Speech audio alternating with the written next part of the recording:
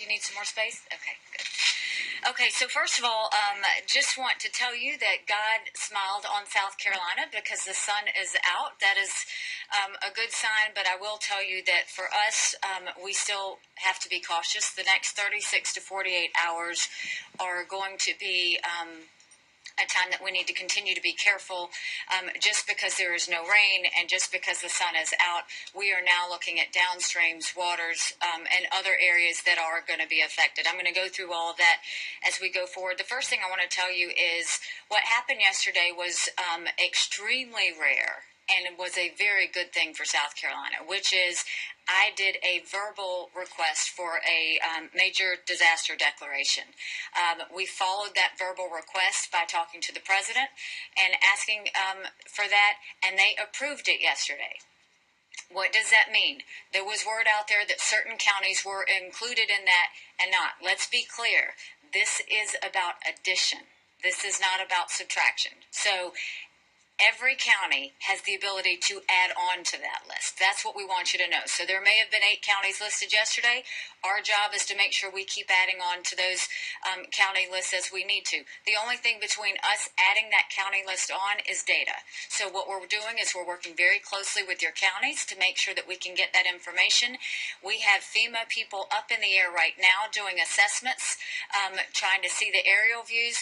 We will have FEMA people on the ground tomorrow doing assessments, trying to make sure we do that. We are working directly with your county. So know that this is a great story for South Carolina, but it is a story of addition, not a story of subtraction. So there is not a county, one of the 46 counties, that should think that they have been excluded from anything. This is about the fact that we're going to be working with your county closer to see what you need.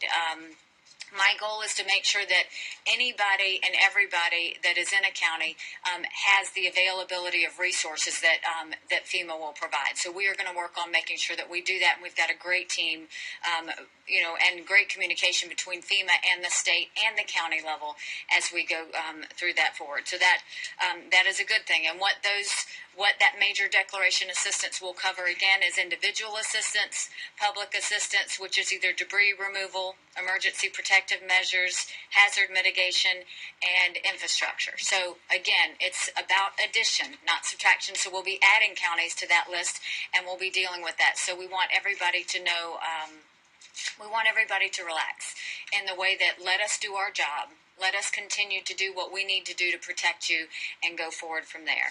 Now, I just want to give you some data as to where we are. Kingstree is now closed. So it shows that the evacuation yesterday was successful and was a good thing. So we've got it closed now. Like I said, you're going to start to see, I did a flyover early this morning just to kind of see what we could find, and we're starting to see that the Midlands, now all that water is going to start moving down to the low country, and so we are going to be extremely careful. We are watching this minute by minute. There are people on the ground giving us feedback, so if we're not in the air looking at it ourselves, we've got engineers on the ground. The towns that we are really going to be concerned about over the next 36 hours, and we have people on the ground watching, are the towns of Conway, Georgetown, Jamestown, Effingham, Orangeburg, and Williamsburg. Those are the ones that we see in the most critical need right now that we are watching. The counties that we should expect possible evacuations that could happen over the next 48 hours would be Florence, Richland, Marlboro, and Horry. Those lists will change. As the water flows, we will continue to watch that. But that's what we're looking at right now. We have seen that the Midland rivers have peaked, and they're now moving to the coast. Our focus and the rivers that we are focused on at this time are the Edisto River, the Santee River, the Black River, the Waccamaw, and the Lynches. So those we will do. We are seeing some stage of flooding with all of them right now. We have not seen any of them that have crested. And so, like I said, our team is watching those minute by minute to make sure that we are on that. As of now, we have the Department of Transportation is reporting 469 closures. 163 of those are bridges. Our utility outages are back to normal, so people are going to start to feel their power back on and should have their power back on. To date, our troopers, our highway patrol on the roads have had 4,300 367 service calls. Of that, 1,843 have been traffic collisions. The fatality number has now moved up to 14. I cannot stress enough to the citizens of South Carolina. What we are starting to see is people are starting to move barriers and drive through them, and so other people are driving after them. People are starting to go around barriers. This is not safe. We are doing this to protect you. We are doing this to make sure that you don't travel on a road that we have not fully inspected yet. We want to make sure every bridge and every road that you put your car on is safe for the good of yourself and your family. To have gone up to now 14 fatalities, please help us help you. And so spread that word. Now I know that there's a little bit more traffic on the roads. You will see as this water moves down to the low country that the roads that may be closed today, we will have new roads closed this afternoon. We are going to make sure that there is not an open road. If there is the slightest bit of caution, we are not going to have that open. What we have asked is that you close it when in doubt and you open it when we know that everybody is going to be safe. So please do respect the barriers and respect those closures, because that is a way that we are telling you that it is not safe to drive on that road. At this point, I am very proud of our DNR officers. They have had 175 water rescues to date. That is people. They continue to rescue animals. They continue to do whatever is needed. All of our law enforcement have been phenomenal in the way that they've dealt with that. 26 shelters open right now, 824 occupants. That number is going to go up. As we see that the water is going down again, they're having a conference call at 2 o'clock today to make sure that we look at what other shelters we need to plan on having open so that when we have those evacuations, people have places to go. We do not have any shortages of food or water or blankets at this time. All the shelters are very well staffed and very comfortable and safe for everybody that needs it. We have increased our number of National Guard members. General Livingston has been a great leader on this. We've now got 2,200 on the road. This is a group of men and women who have been extremely flexible, going from wherever they need to be to the next stop and doing whatever needs to be done. So they are working 24/7 to make sure that whatever area we move them to, they are there. We have now moved the number of DOT crew members. As it is getting a little bit safer for them to get out and assess the area, that number is now, instead of 1,000 DOT maintenance workers, we're now up to 1,400 DOT maintenance workers on the road. Their jobs are, there's in addition to that, 200 engineers, all checking safety, structure, stability of roads and bridges to make sure they're right. Our crew members are trying to do whatever temporary repairs they need to do to get those roads open again, or what permanent repairs we're going to have to look at to see how long those closures are going to be. We now have 28 assessment teams on the ground in the counties. We're starting from the top of the state where it's now dry and safe. They are going through, they're assessing every one of our 46 counties for damage. They are working with every one of the county emergency divisions and DOT local offices on the ground to do the assessment. So those have started. We have the ability to have up to 50 teams, but as it gets safer for those assessment teams to go in, you will see the number of assessment teams continue to increase. We have 268 highway patrolmen on the ground doing anything and everything to keep people safe. That does not count the additional multiple law enforcement officers from SLED, from DNR, and from probation, pardon, and parole. All of them have come to our needs and done exactly what we wanted and what we wanted to see happen. So, where are we? South Carolina has once again proven that we are strong and we are resilient. We are still in prayer mode. We are still in the fact that the next 36 to 48 hours is going to be volatile.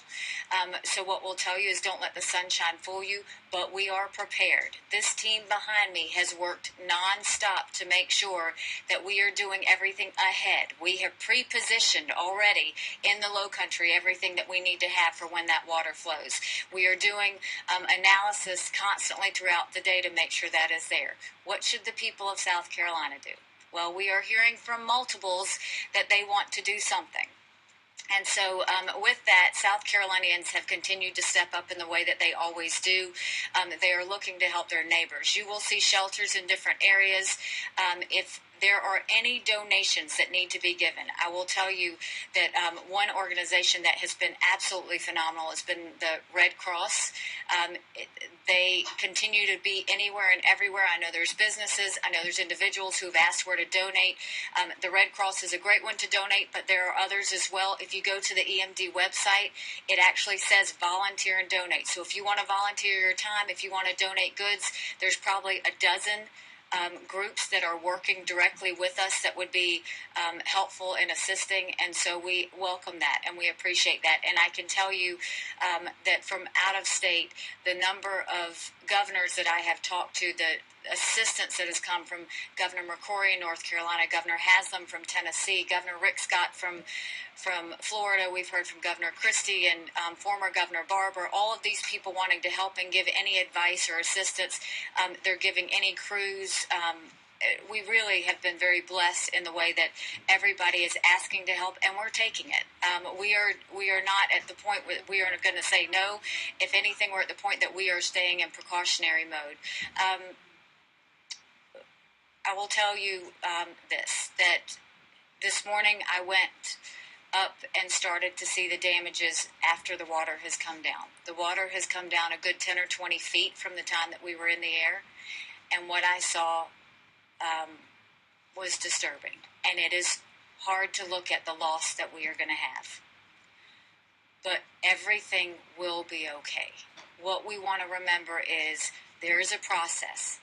We are going to make sure we take every single person in every single county through that process.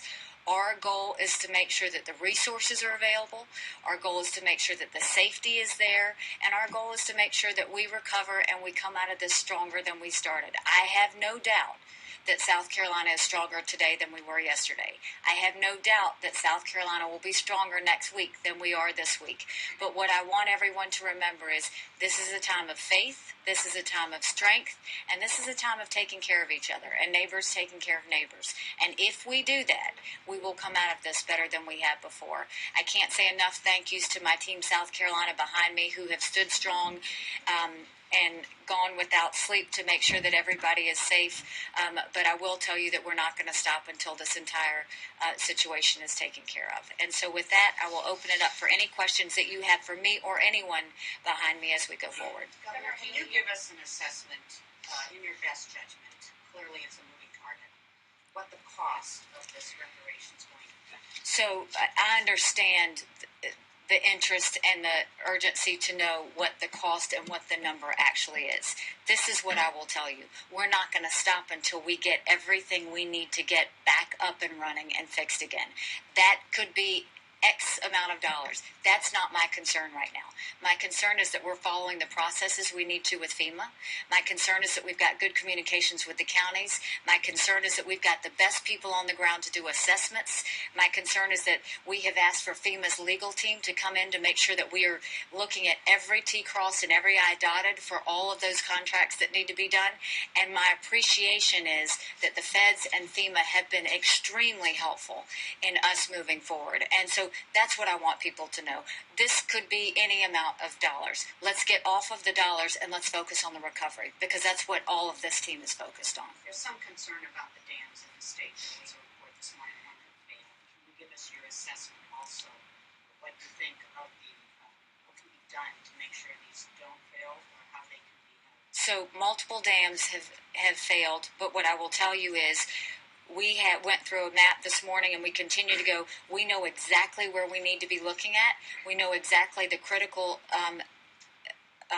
areas that they are, and we also know what needs to be done. The National Guard is ready and on standby, as well as DOT, to kind of go and do that. DHEC has been great at assessing that. I'm going to ask Director Heigl if she wants to add anything to that in terms of giving you more information about the dams.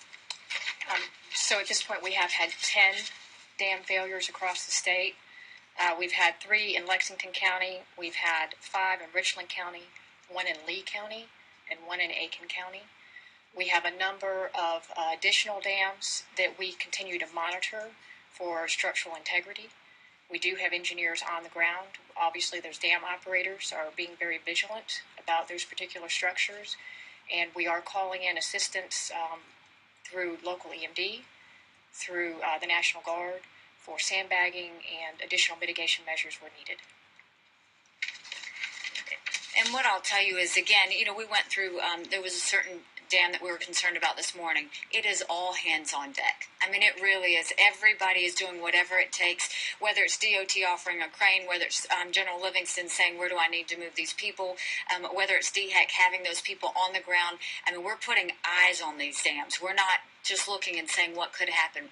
We have people on the ground assessing it literally as we go. We know which numbers we're watching and which ones we're watching. We've got vulnerable ones that we'll be watching today through the next 36 hours. But what we can tell you is if you look at what happened, whether it was yesterday in Richland, whether it was what happened in Kingstree, the reason we're doing evacuations as they are is because we want to provide safety. So when you hear that we are doing an evacuation, it's because we think that something could happen. And we just ask that people continue to listen to that and continue to do what they've done, which is to act and take it seriously. Governor Haley, I know some of our viewers have been concerned about the lake in Jenkins in particular because of the nuclear plants up there. Do you guys have any updates on that? Yes. Who wants to talk about the lake in Jenkinsville? It's fine. It's fine? Okay. Yes. What about I-95? Yes. International transport, is that open yet? Or when do you And anticipate it might? we discussed that this morning. I'm going to let Secretary Hall go ahead and fill you in on 95. Thank you, Governor. Yes, the interstate commerce is definitely very important for us, as well as just mobility and getting South Carolinians back to work. We're out on the ground assessing I-95 currently. We have our top engineers out there inspecting the bridges. We're going to look to see if we can do partial opening of I-95 in order to restore better mobility in the area. There are 5 to 8 bridges along I-95, so even though the pavements may be dry, we definitely need to assess those 5 to 8 bridges and make sure that they're safe. Again, safety is our top priority. So if there's any doubt, we're going to keep those areas of concern closed, but we're very keen on getting mobility restored in the state. But that detour route is, you're looking at 168 miles of the detour, which it would normally be 70. Yes, it's 74 miles of interstate that are closed currently. And so people who are traveling need to plan for that much time going forward. I think General Livingston's also going to add some information on Beaver Creek. Yes, ma'am. Wanted to mention the 2 dams or 2 areas we're working in Columbia for the people of Columbia. The Beaver Dam that's up above Forest Lake, we're doing reinforcing operations there as we speak. And also we're looking at repair operations on the Columbia Canal in order to reinforce the water restoration in Columbia. Thank you, General. So, Governor, really quickly, I know there's a FEMA representative here as well, which, you can answer personally. Of course. But for residents who are sitting at home, whether, having a flood damage, lost a car, whatnot, what is FEMA being here to do for them specifically? I know you mentioned a couple things like debris removal, but, going in, I'm sitting at home and I'm watching this at home. What does it mean for residents who are helping? Okay, so the focus that we have right now as a state, then I'm going to turn it over to Phoebe. The focus for us is that we are going into every county and we're assessing the damage. And we are seeing various levels of damage, but we're seeing a lot of damage. So our job is to make sure that we work closely with FEMA and get those damages assessed properly, give them the data, give them what they need to continue to add to that list. And that's what we're doing now, is collecting the data. What FEMA's doing is they're in the air now looking at the aerial view, and then they'll start tomorrow on the ground going accordingly. We are, with the major disaster declaration that we've had for those counties that have already gotten certified, and then the new counties that are going to come on, it is individual assistance. It is going to be debris removal and emergency protective measures. It is going to be infrastructure. But to give you additional details or answer additional questions, I'll have Mike from FEMA come stand with us. Yes, thank you, Governor. What FEMA can do for the individuals who've been affected are a number of things. What I would like to impress, first of all, perhaps most important piece, is if you have been affected by this flood, I want to encourage anyone in the state to contact FEMA on 1-800-621-3362. That's 1-800-621-FEMA. or you can go to disasterassistance.gov. And what we'll ask you to do on both that website and that phone number is you'll register for assistance. Let us tell you that you may not be eligible. In other words, if you have damages, if you have damages, I encourage you to call that number or register online. And I will also add the hearing impaired number is 800-462-7585. So what can we provide? A number of things. We can provide housing assistance, that's housing repair, replacement. We also have other needs assistance that we can provide, such as disaster unemployment assistance, legal services, crisis counseling. I'd also add that the Small Business Administration would be available to provide low-interest loans for households, also in town to assist businesses and businesses. So that's what we can do for you. One question for you. What are the counties again already qualifying for FEMA assistance here in South Carolina? The counties that have been designated so far are Charleston, Dorchester, Georgetown, Horry, Lexington, Orangeburg, Richland, and Williamsburg. Those are for individual assistance. For public assistance, and that covers things under public infrastructure such as roads and bridges and the kinds of things that we've been talking about for municipality assistance.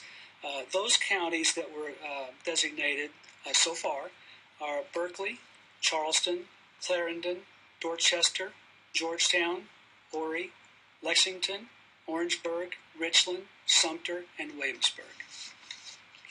And what are a split of the federal state money that has to go towards that? Does South Carolina pay for part of this, or how does that work? Yes, ma'am. An entire federal assistance package. There are, generally speaking, the majority of the assistance that we will provide is based on a 75-25 split, and a 75% federal share. There are a couple of programs that they're 100% federal, but by and large it's 75%. And individuals are those 100? In some cases, yes, ma'am. So what I want to stress again is those counties are the ones that have gotten it already. More counties will qualify as we do that. But what we've seen is it is a 75-25 split for some. It is 100% for others. So some individuals will qualify for 100. You'll be actually dealing with an individual assessor from FEMA. Is that right? If it's individual assessment. Yes, ma'am. It just depends on what part of individual assistance is provided. And so I think what you'll see is on the a great resource is the EMD website, which is www.scemd.org. scemd.org. If you go to that, you will literally have a wealth of information, including the 800 number that Mike just gave you in terms of how to contact FEMA, as well as going ahead and getting registered. So if you do have any sort of damage to your home or to your property or to anything, go ahead and call that 800 number, but you will also see a lot of other EMD information for your county as well as for the state. Is the state planning on offering any additional assistance including FEMA or after FEMA? It's just everything right now is just too early. We don't even know what we're dealing with yet. So our goal right now is just assessment and understand the assessment's going to take several days. So we've really got to go and hunker down. There's some counties we can't even get into yet. We can't get into King Street, so we don't know what we're looking at. But we'll keep working until we get it done. Do you think we didn't focus, your team didn't focus enough on dams yesterday? I don't remember them being brought up in yesterday's briefing, but today it seems like that's the focus. We were focused on dams last week. The thing was you have to take it in phases, one stage at a time. So we have always been, first it was pre-positioning. How do we pre-position? How do we make sure that we have everything in effect? The rain had to stop first, right? So a lot of it was waiting on the rain. We knew already which dams we had to look at. We knew which areas we had to watch for cresting, and then we also knew that we were going to have some breaches that we had to watch. So a lot of it was just waiting for the rain to stop. After we could get the rain to stop and it was safe enough to get in there, you've seen the number that they've restored, the number that they were able to hold has been very good. And the ones we continue to watch as the water levels go down, that's really what you're looking looking at? Is it going from the Midlands all the way down? We actually were looking at more that were not affected, especially from the upstate. We didn't get all that we thought we were going to get in the upstate. So I think that we've watched it very carefully, and I think that's why you've seen the evacuations have happened the way they were and happened effectively. So Are dams more of a priority versus rivers flooding downstream? I think it's both. I mean, right now we're looking at levels of water and at what point they see the cresting. You know, we were looking at Lake Murray Dam, and we, you know, at one point had 3 gates open trying to release that water. Today we're glad to say they've closed down that last gate. So, you know, it's just a process. And so what we do is it's all about keeping your eyes on all of them and being flexible enough to move as they move and make sure that we continue to keep people safe. So the dam breaking was somewhat predicted in a sense. I mean, with up to 24 inches of rain, it's almost, I mean, there's just no way. This was rainfall at an unbelievable level. And to see the historic nature of it was pretty amazing. Did you want to add something? I would just say the evacuations that we've discussed throughout the days has to do with dams and rivers. So we may have not been saying specifically dams, but all those evacuations occurred before these dams breached. So we've been watching this since really before the event started. General, can you tell us, did you do any rescues today or yesterday? Actually, we got a great news story. We flew search and rescue yesterday, and we had no pickups at that time. We had a lot the day before, but yesterday, so what that's saying is that we're getting, the people are helping us out a little bit, and they're listening to the evacuations orders. The picks that we've had before is somebody that individually got themselves in trouble or didn't pick up on the evacuations orders, because the evacuations have been in front of the dangerous waters, whether it be a dam or whether it be a river or just a regular rain runoff. I think we're starting to see the responsibility of citizens. They're listening, and for that we're very grateful. Do you have a sense that the death toll might go up, though, as the water comes down? Perhaps more discoveries might be. So, you know, our number one goal is educate, educate, educate. If we tell you don't drive through a barrier, don't do it. If we tell you to evacuate, it's because we're trying to keep you safe. I mean, so much of everything we say, we are saying because the number one priority of this team is safety and life protection. And so our goal is to make sure there are no more. But, you know, that's a two-sided thing. We have to have that help from the citizens as much as we have from this team to inform the constituencies about that. Hindsight's 2020, and obviously we're not through it yet, but the damage that you've seen so far, is it worse than what you were expecting? I mean, any of it's worse than I'm expecting. You know, that's the hard part, is when you see these are real families, these are real people, these are real houses. I come from a small business background. I mean, to lose a small business, and these are people who, let's face it, they didn't know they needed flood insurance. They didn't know that something like this could happen. When you've got a 1,000-year flood, how could anybody? What I will tell you is this. We won't stop until we make sure that we have given every ounce of information that we can. The fact that we got that verbal major declaration yesterday was a godsend. And it was something that we asked quickly. FEMA responded and the feds responded quickly. Now we've got the assessment teams out there. Everything is moving as it should. And I hope that gives people strength to know that we've got you. This is going to hurt a little bit. We've got you. But if you keep doing what we need you to do, we can keep working together to get us through this. And we will get through this. The damage is going to be heartbreaking for a lot of people. But it's not something that we can't go and rebuild and refix and redo. And that's the part that we have to focus on. Are there any estimates as to how long it will take to repair the roads that have been completely washed away? So DOT has not had the opportunity to really see all those roads yet. I think the good thing is we've had assessment teams on the ground since 2 days ago. And so we're going to continue to assess those as we need to. And, you know, again, if we just need people to let everybody do our jobs, let us go in there and assess the way we need to, and we will respond with every ounce of information we have. But South Carolina is strong. We are going to continue to push through this. We're going to continue to try and educate and communicate all the information you need The second we get it, we will make sure that you have it. But we want everybody to keep safe. So one last question. Governor Haley, were sandbags put in place of those 10 dams that already breached as of now? The ones that already breached? Right. Were there sandbags put in place of those dams?